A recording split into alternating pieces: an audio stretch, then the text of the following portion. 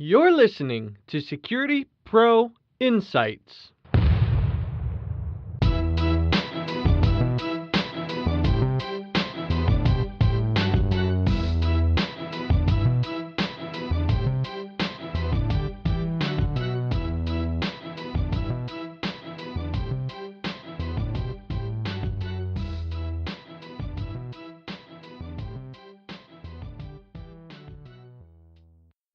Cloud access control is hardly a new term, but yet many are still trying to wrap their minds around what it might mean for their organization.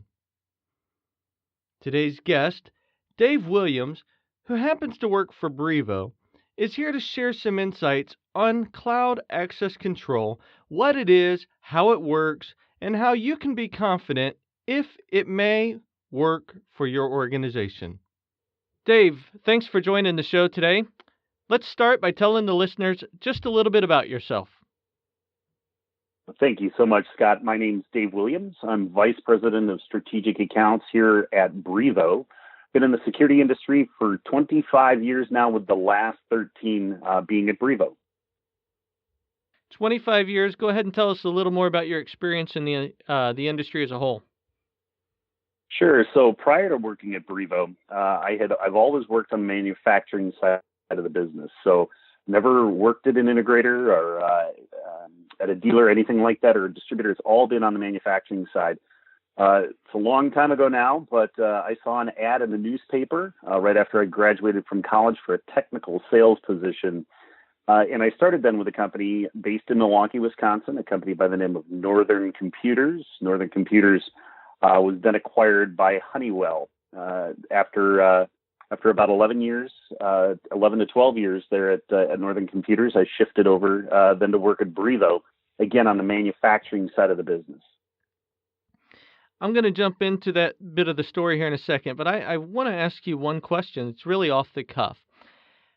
I get asked often by individuals that are either in a criminal justice program, maybe they're in law enforcement looking to transition out. In fact, we had a recent episode where we just talked about that, transitioning from the public sector to the private sector.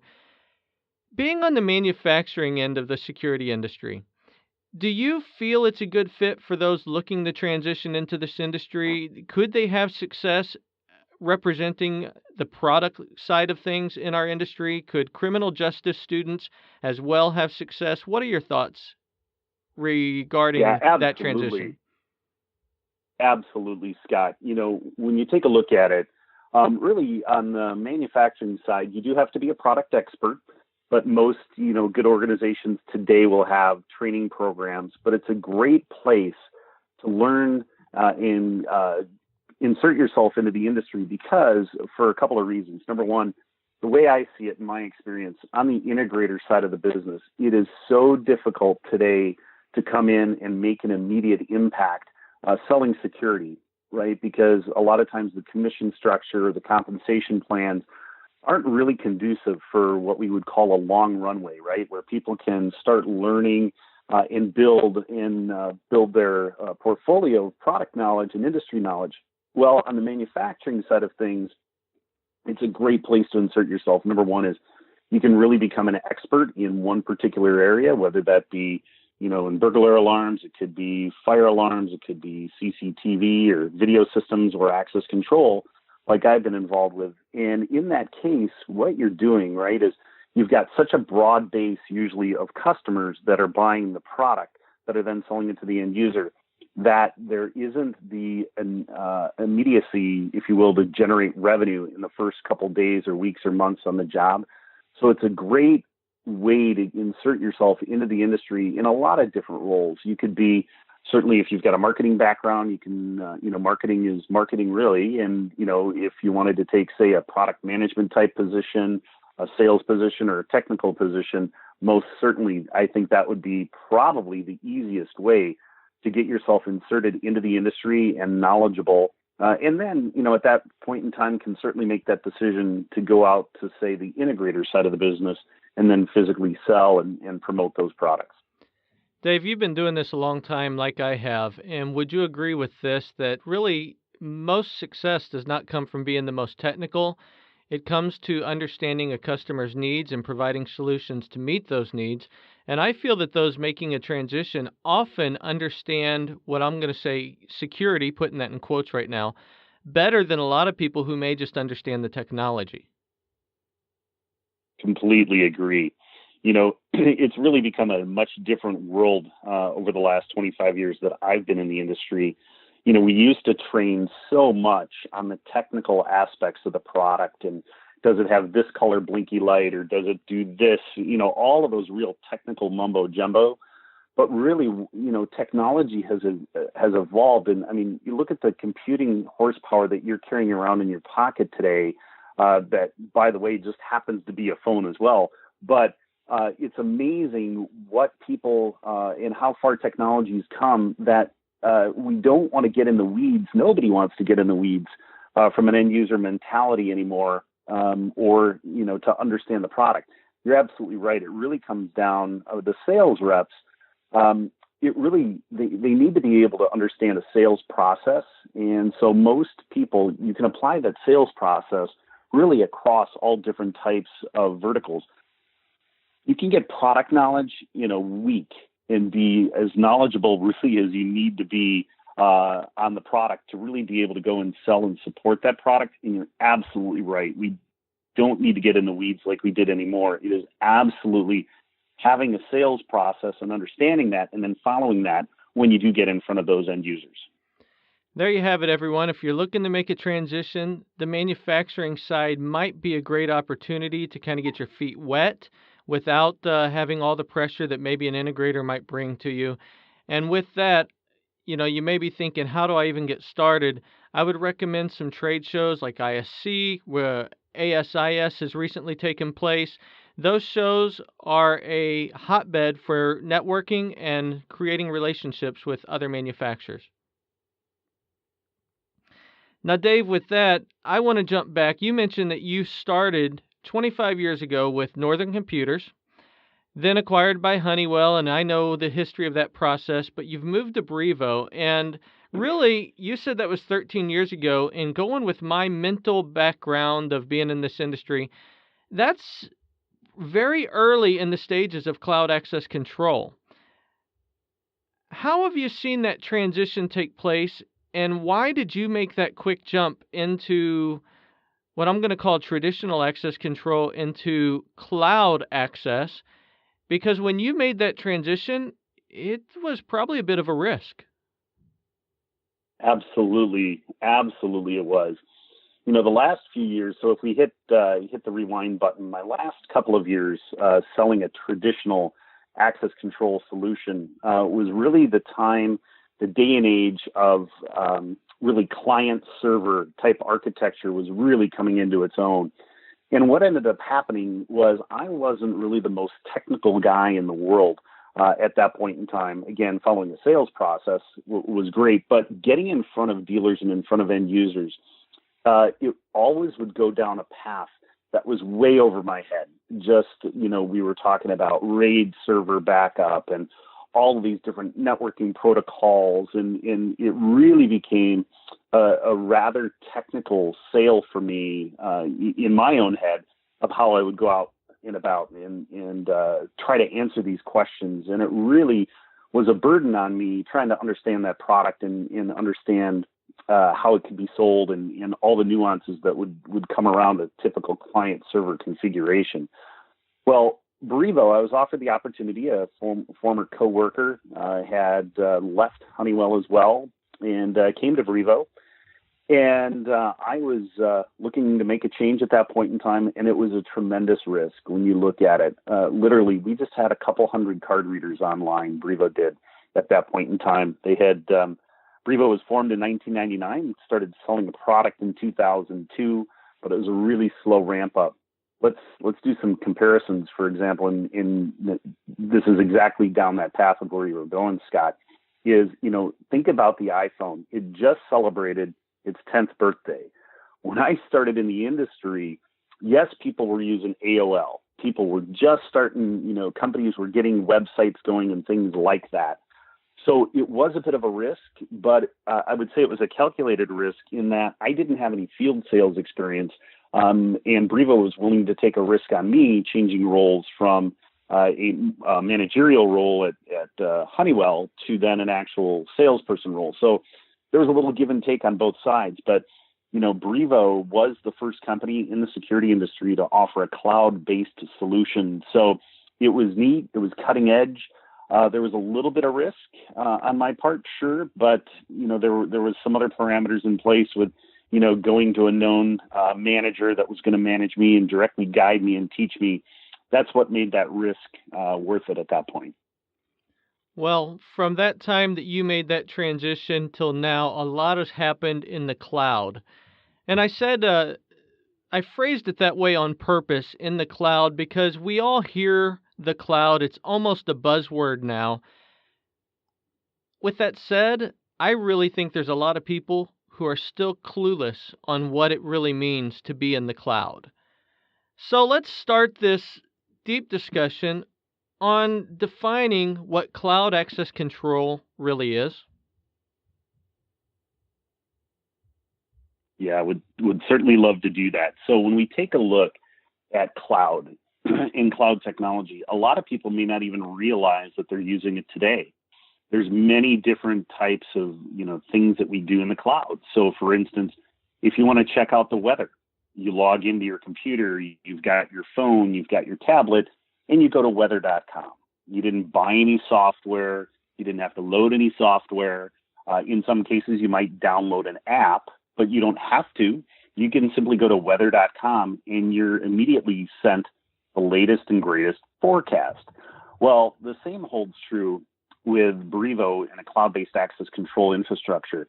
There's zero computing horsepower that a customer would need to buy or to purchase to leverage a cloud-based access control solution. Simply bring your mobile device, simply bring a laptop, simply bring a tablet, whatever it is. As long as you can log in online, you have the full-blown ability then to manage your access control solution.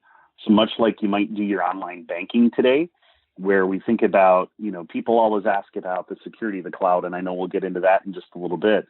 But when you think about it today, most people are going to Amazon.com and inputting a credit card number, or they could be, going to their online banking and entering their ID and doing the banking online. The same holds true. Why buy software, load software on a computer, and then manage it from that one specific computer? So the cloud computing aspect, which has now been around certainly for a long time, but it's just been slow to adopt in the security industry. What we typically see is the security industry will lag behind the general consumer industry. And so it took, over the 13 years that I've been here, it really took a few years for things to get moving. But, today's day and age, the consumer, they want easy, they want it on demand, and they don't want to have to sit down and go to a 3 or a 5 day training class on how to, use a product. And cloud really, then what that does is it really removes all of the infrastructure costs of, say, buying a typical client server type product or buying that software and software maintenance contracts. All of those things go away, and they just bring the device that they're already using, again, their phone, their tablet. But you leave all of the back-end computing and all of the back-end infrastructure to companies like Brivo and Protection One then, or ADT, things like that, or companies like that then have the ability. They do all of the backups. We do all of the archiving. We put all of the different security measures in place where the end user doesn't have to worry about that then at all. Dave, you mentioned simple. Another trend I've seen, and I've been in the industry for 20 years now. When I first got started and we sold access control, it really was all about the technology and all the bells and whistles that the technology could complete. And a lot of end users, they would move forward with that, but I think what I'm seeing is many say, yeah, that information was nice, but I just got overwhelmed by the information. And they truly are moving to a more simple platform. Do you see that trend as well? Most certainly. The the initial product that I sold when I got into the industry, it was really a pretty good product, pretty stable product and solid product. But what we see is most of the time, the majority of end users only do leverage about 25% of what the product can really do in the long run.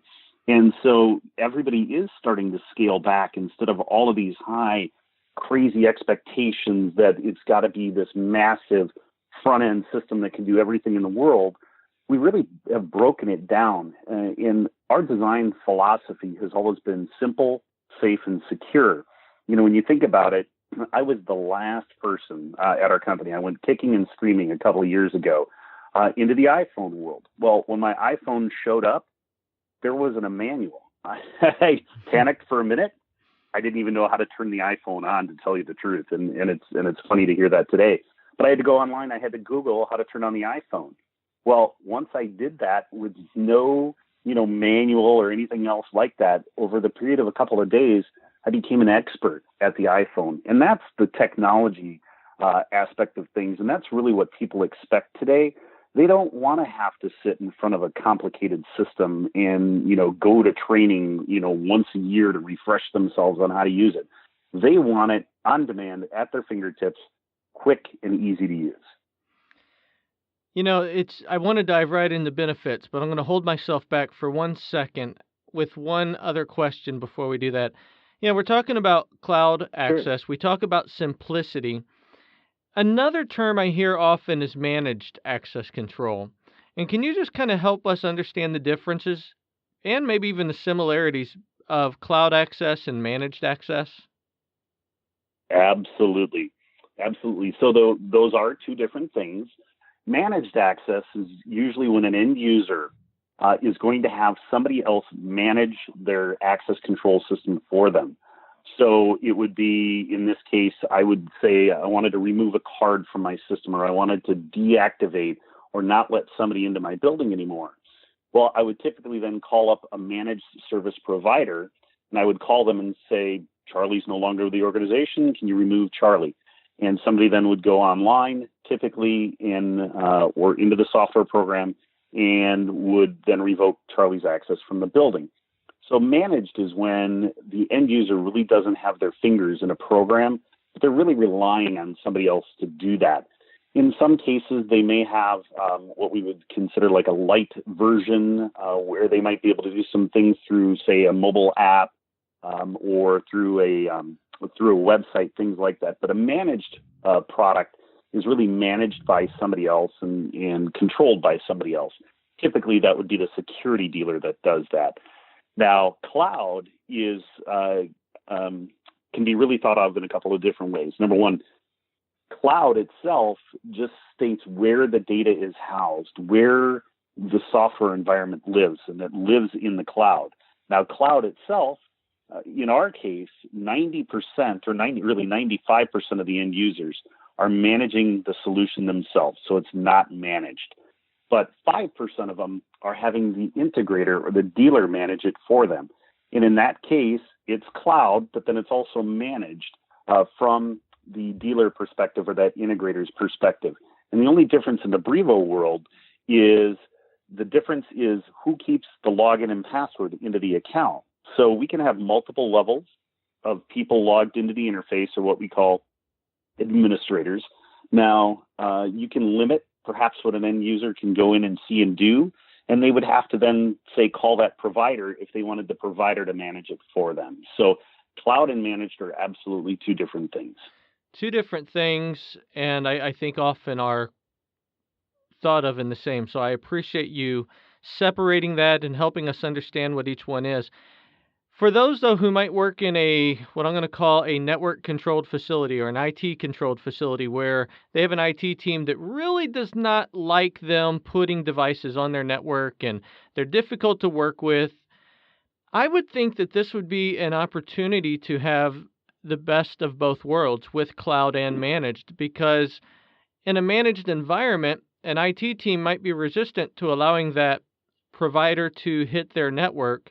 But in a cloud-based world, they're actually going through the cloud, that data center, through a authorized username, password, and able to still manage the access for you without having to affect the IT team as much, correct?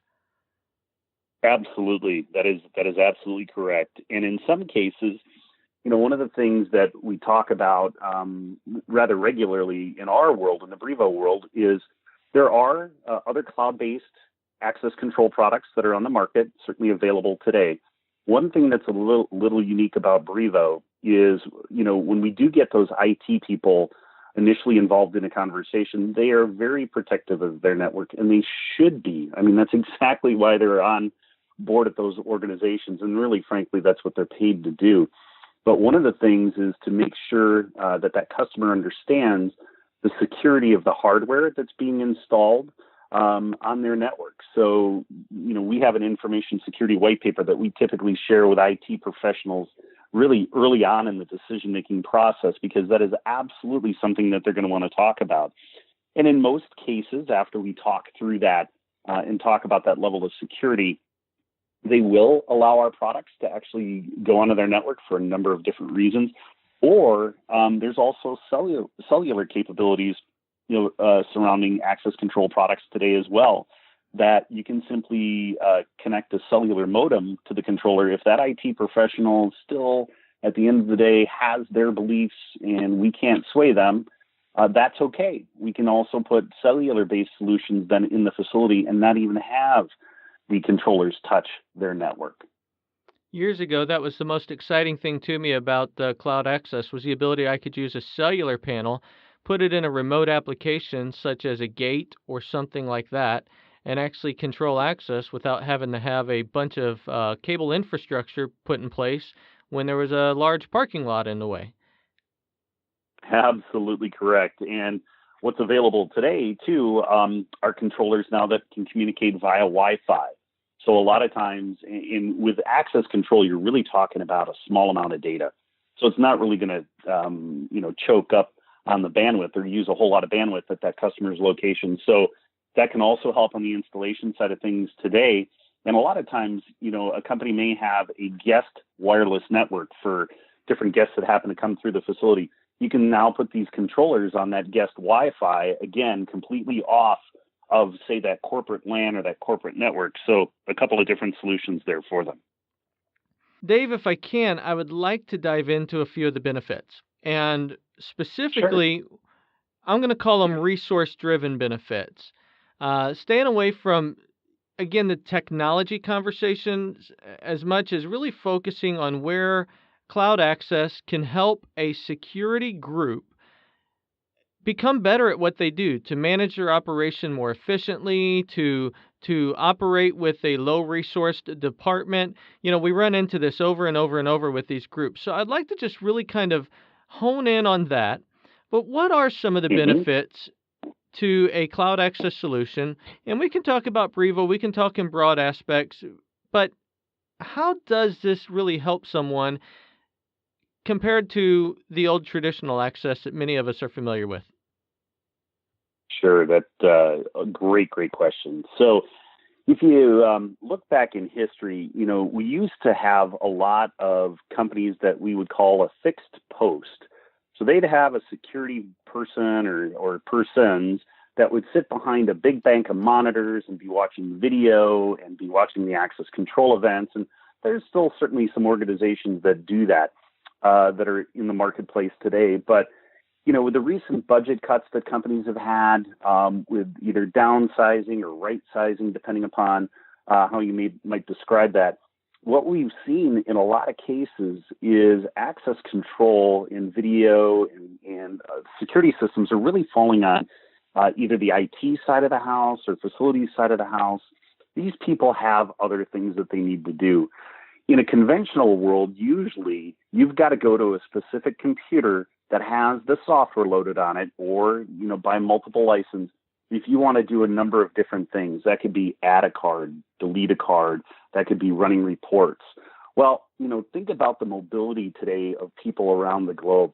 With my trusty little iPhone or smartphone, if I wanted to right now, I could go into my Amazon app, I could order anything in the world and get it delivered. And I can do it from anywhere. And that's what cloud access control allows you to do.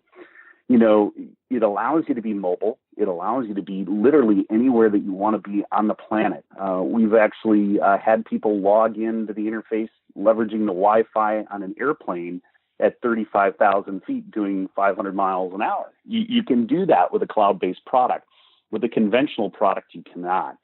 So one of the things, is typically what people have done with access control is what's called managing by exception. So you know what? I don't want to, know every valid access attempt or all of the video that happens to be coming through if it's just normal business operations. But I want to get notified if something out of the ordinary happens. So that allows me to not have to sit at that desk, to be out and about and doing my daily life and my job and having that mobile device on me. I can get notified. Just like if, people get a notification today, through the weather app of rain heading in an area or bad weather, whatever it happens to be, access control systems can do that now. But it's cloud systems that really do it the best. So it really removes you from having to sit specifically at one computer at one desk. It allows you to go out and do your really, efficient things that, the company has paid you to do. One of the things that comes to my mind and why I like cloud access really revolves around the topic of cybersecurity. It's probably the hottest topic in our industry as a whole today. It's how do we protect our networks? How do we protect our devices that sit on the network from hackers? We've had several episodes in the recent history about cybersecurity and who's liable if there is a breach on a network and all kinds of great topics. One common thing I hear when it comes to cybersecurity is the protection of passwords, ensuring that passwords are changed, especially from a default password. And then finally, the importance of ensuring that software updates are done, patches are downloaded in a timely basis, all of the above. And when it comes to a cloud type system, you take that headache away, don't you? And it really enhances the security from a cyber perspective. Most certainly, Scott. It's interesting. If you take a look around the world and you took a sampling of the majority of computers that are running access control systems, typically, especially if the system's been out there for a number of years, it usually sits in a dark, dusty closet someplace.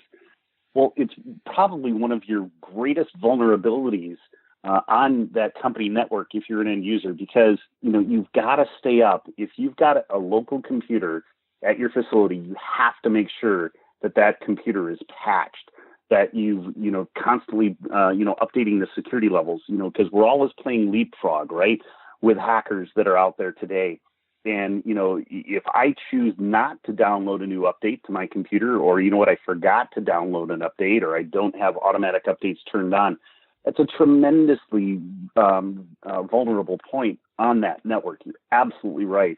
And it's interesting in the cybersecurity issues that have taken place over the last 10 to 15 years, if you were to Google those, the majority of them are usually, it's an employee error, where they either had a jump drive or they didn't have a secure password on their laptop and that got stolen, or things like that. That's typically where this happens. In the cloud, cybersecurity, we live and breathe it each and every moment of every day. That's what we do behind the scenes. And when you buy a cloud-based access control solution, that's one of the things that you're getting is this ultimately higher level of security and cybersecurity protection.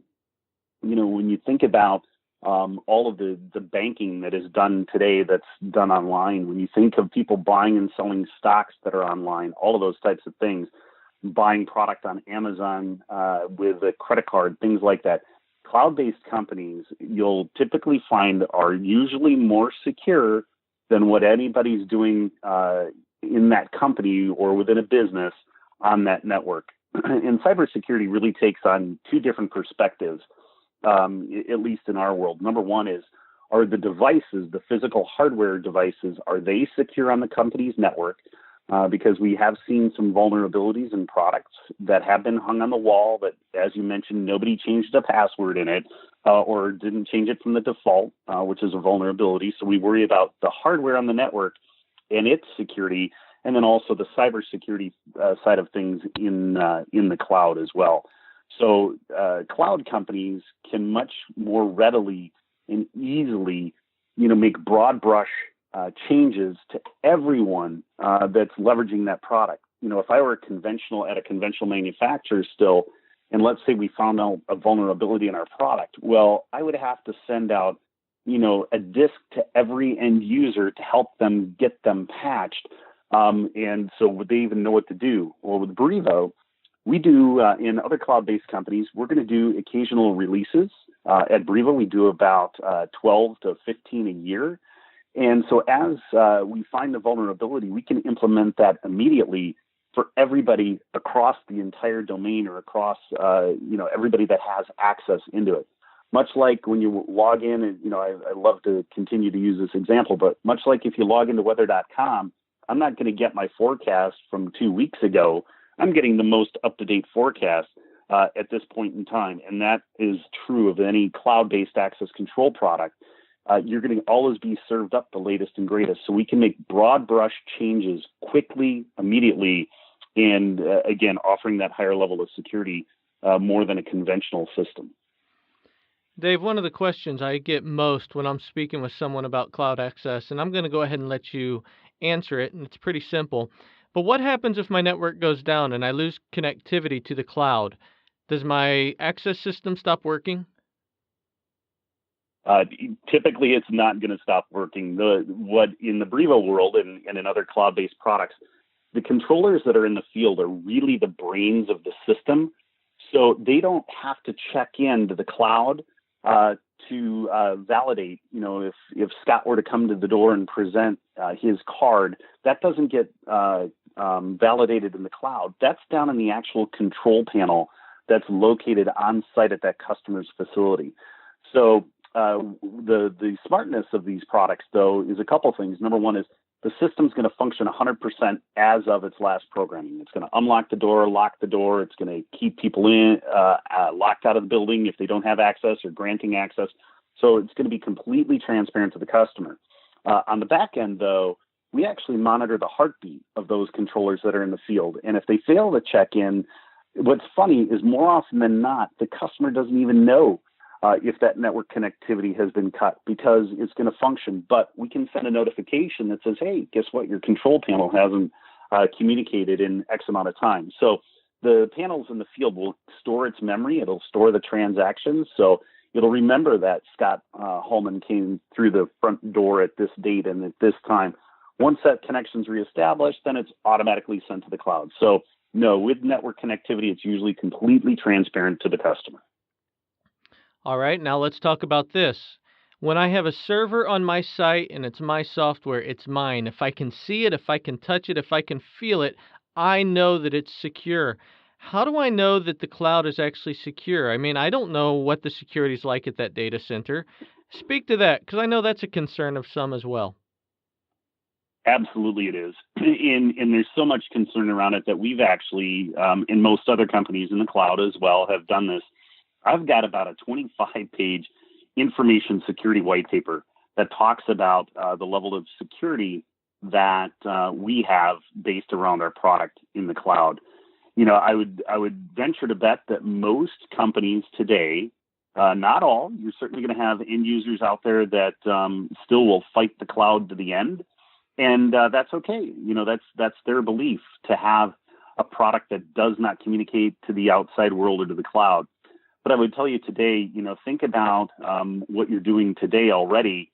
How many times, have you entered your credit card information online to buy something, or, entered your social security number online, things like that, things that had always seemed scary to people in the past. So what I would say is, absolutely, not all cloud is the same, guaranteed.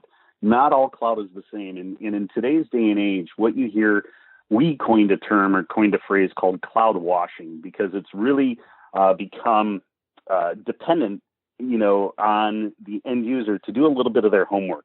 Just because somebody says they're cloud does not necessarily mean that they're secure. Literally, I could take a server, I could take a computer, I could put it in my home, I could connect it to the internet, and I could say, you know what, I'm cloud. Well, in kind of a loose form of terminology, I am cloud. But what are all the security measures that have been put in place? What, level of encryption has been brought to the table? And all those different things that are going to come along with that and the security patches. There's a great website. It's called SSL Server Test. So it's put out by Qualys.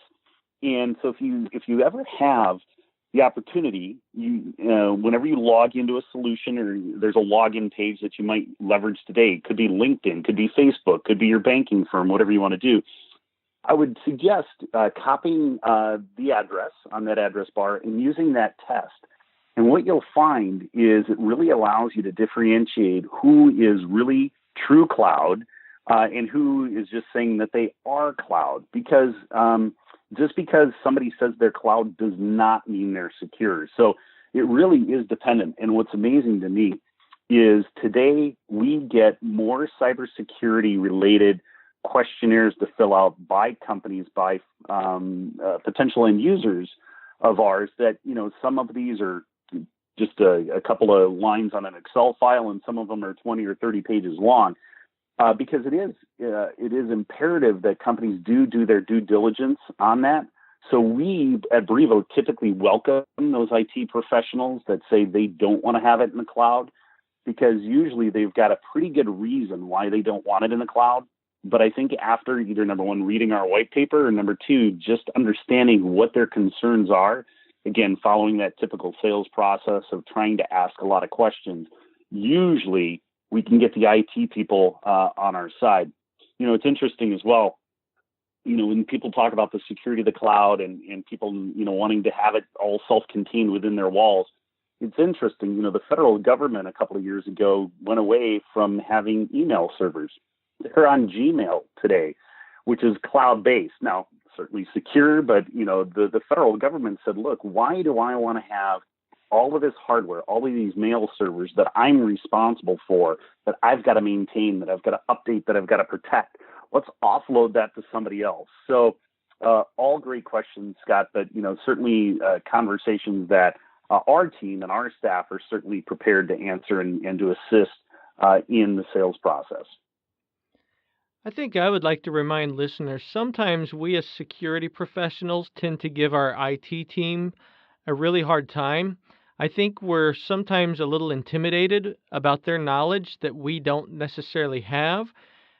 In the past, we had been told no so much that we're almost intimidated to or a little cautious, have a little fear when we go to approach them about an idea. But I'm glad you mentioned that about email because that famous company, Microsoft, and all their Windows product and Outlook, and now we have OneDrive, all of that is really moved to the cloud, and many very large organizations are working through the cloud version of that anymore, not just keeping the physical software on computers. Yeah, I completely agree. And it's really interesting too. If I take a look just even in my business world, I have not had a drive, a CD drive on the last 2 or 3 laptops that I've had. Literally, and you take a look at the computing of what people have gone to today of either, the Surface tablets or, like the NFL uses, and you see everybody now on the sidelines where they used to print the images out and put them in a book and drop it down to the sideline. Now they've got these tablets, but, we're all carrying these devices nowadays that don't require software to be physically loaded on it. That's the way of the world. Now, I'm running low on time, Dave. I want to keep that out there, but there's still 2 or 3 questions I want to ask. The first one being managing the application of cloud access. I can do that through a computer. I can do that through a mobile device. Pretty much anything that's smart and acts as a computer, I can manage my access control. Is that correct? That is correct. As long as it has the ability to get to the internet, you have the full-blown ability then to control your access control system. Excellent. Now, when you started at Brivo, you said there were a couple hundred readers. Just out of curiosity, 13 years later, how many readers are in the cloud with your organization? So we don't always necessarily divulge that information, but I can tell you it's in the hundreds of thousands today that we've got online. A couple of numbers I can give to you is when you think of an identity is just simply a person. It's Scott Holman, it's Dave Williams, it could be anybody. We have over 10 million credentials in our database or identities in our database today. And we have roughly, if I can, 40,000 accounts roughly today is what we've got online with our solutions. I appreciate that info, and really I just wanted to set that up to show again how cloud in general has grown. So I appreciate those answers. Finally, another trending technology is utilizing my smart device, my mobile phone, as a credential itself. Does Brivo have a solution for that, and how does that work? Yeah, absolutely we do. And we've decided to take a little bit of a unique approach to it. In the industry today, there are readers that can be located near the door, just like you're used to today, that would either have what's called Bluetooth enabled on them or near field communications, or also abbreviated as NFC. And what you would do then is you would hold your phone up near these readers to gain access into the facility. We decided to take a little bit different approach. And what we do is absolutely you can leverage your mobile device. It's an app, but instead of talking directly to a card reader, what it actually does is it communicates directly to the controller. So rather than having a specific type of reader that needs to be mounted at the door, we're actually communicating then through the cloud down to that door is actually what we end up doing. And what we have the ability to do is you can have it be open, or you can have it really be locked down. So you can have it where, Scott, if you were in Omaha and you wanted to open a door in Milwaukee as an individual user, you could do that. Or we can tighten it up and say, look, Scott actually has to be physically at the building on that company or corporate Wi-Fi network. Once he is, we're going to then allow that mobile pass to be used, or that mobile credential to be leveraged. What we're finding is certainly in today's day and age, a mobile device is way more secure than a card. When you think about if I drop a card down on the ground, somebody can pick that up and use it to gain access into the facility. With my phone, right, think of all the different security measures that are on that phone. So mobile is absolutely the way of the future, and the adoption rate that we're seeing today is tremendous. Some of the greatest feedback I get from Mobile Pass is the idea that if I am home and I'm trying to enjoy the evening with my family, maybe I'm at a basketball game with my son, and all of a sudden I get that phone call from the CEO, which I have to answer, and he says, "Hey, I'm at the office and I forgot my key. Can you come let me in?" Well, historically, we would have to go let him in because you can't tell the CEO no, where now Mobile Pass gives you the option to securely open that door for him as he's right there at the facility, and you can continue to watch that basketball game for your son. Absolutely. And then that also shows up in the audit trail as well, so we know who, in fact, remotely unlocked that door. All right. Well, Dave, give us the website to Brivo if they'd like to go out there and learn a little more. Yeah, absolutely. That's www.brivo.com. Nothing's hidden out there behind any passwords or anything like that, so certainly feel free. A lot of white papers, a lot of case studies, and really a lot of good information at your fingertips. And finally, Dave, I will, along with those links, I will add a link to your LinkedIn profile. If someone were to reach out to you, I'm sure you'd have no issue with that. I just ask each listener to let him know where you heard about him and why you're connecting.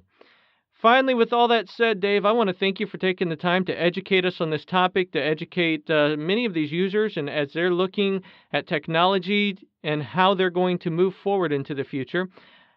I appreciate all your efforts, your friendship, and your time on this show today.